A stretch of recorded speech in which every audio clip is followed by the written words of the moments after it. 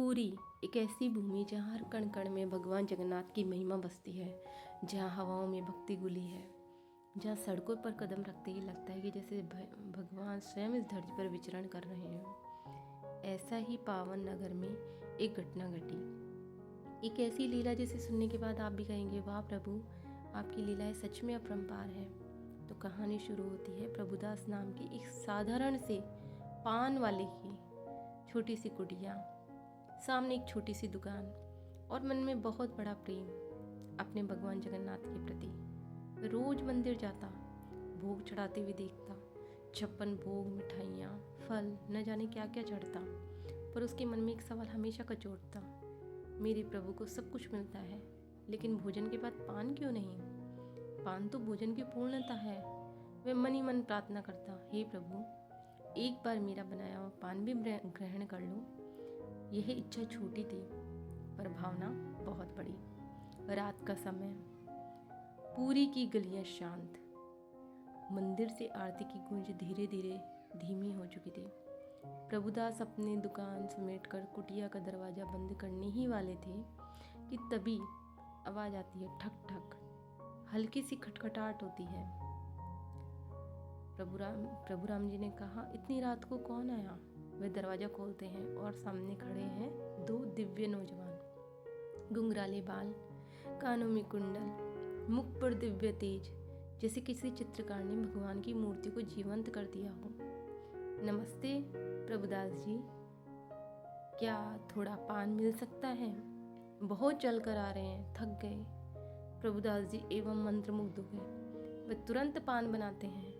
युवक पान खाते हैं, मुस्कुराते हैं और कहते हैं, लाजवाब, ऐसा पान हमने कभी नहीं खाया। फिर वे बिना दाम दिए चले जाते हैं।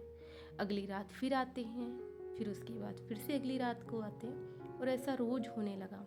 प्रभुदास जी हर बार दाम लेना भूल जाते, क्योंकि उन दिव्य चेहरों को देखकर उनका मन खाली हो जाता।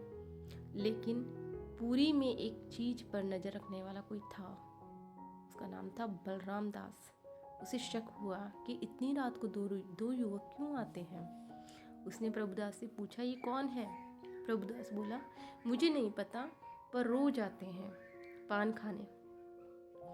प्रभुदास जी ने कहा, पर मैं दाम लेना हमेशा भूल जाता हूँ।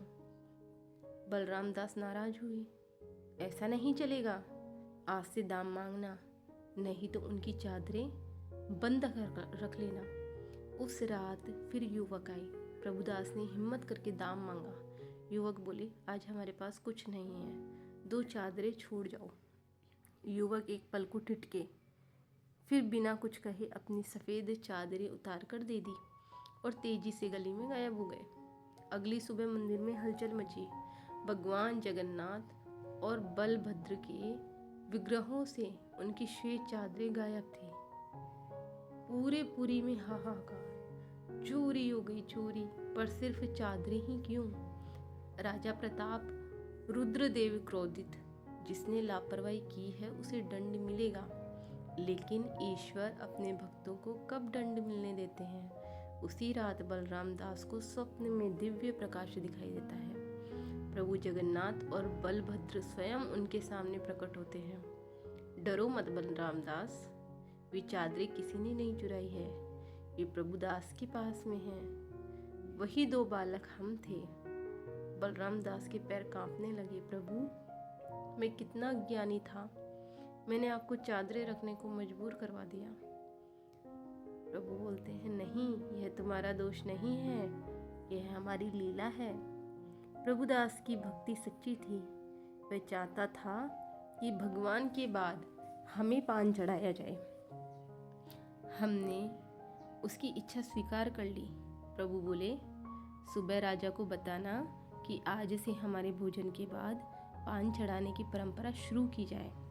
अगले ही दिन बलराम दास राजा के पास भागा, राजा को सब बताया। राजा पहले अविश्वास में था, फिर आश्चर्य में डूब गया और फिर श्रद्धा से भर गया। चलो प्रभुदास के पास चलो। राजा, पुजारी, मंत्री सब प्रभुदास की कुटिया पहुंचे। प्रभुदास घबरा गया, महाराज, मैंने क्या गलती कर दी? राजा बोले, तुम पर कोई दोष नहीं, सिर्फ एक बात बताओ, क्या तुम्हारे पास 2 चादरें हैं? कांपते हाथों से प्रभुदास ने चादरें निकाली। जैसे ही सबने चादरें देखी, पूरा वातावरण स्तब्ध हो गया। यह वही चादरें थी, वही दिव्य कपड़े।